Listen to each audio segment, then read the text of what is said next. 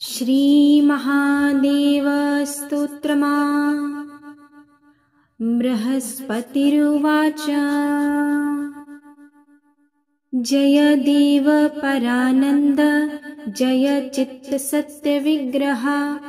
जय संसारलोकघ्न जय पापहर प्रभो जय पूर्णमहादेव जय देवारिमर्दन जय कल्याणदेवेश जय त्रिपुरमर्दन जयाहंकारशत्रुघ्न जय मायाविशापः जय वेदान्तसंविद्य जय वाचामगोचरा जय रागहरश्रेष्ठ जय विद्वेषहराग्रज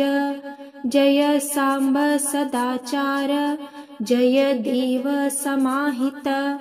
जय ब्रह्मादिभिः पूज्य जय विष्णुः परामृत जय विद्यामहेशान जय विद्याप्रदानिशं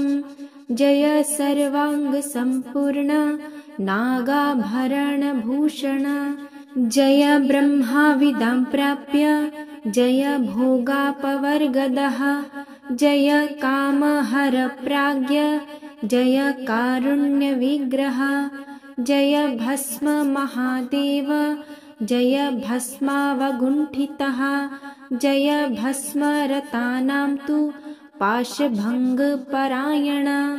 जय हत्पङ्कजे नित्यं यतिभिः पूज्यविग्रह। श्रीसुत उवाच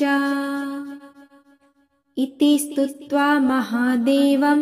प्रणिपत्य बृहस्पतिः कृतार्थः क्लेशनिर्मुक्तो भक्तया परवशो भवेत्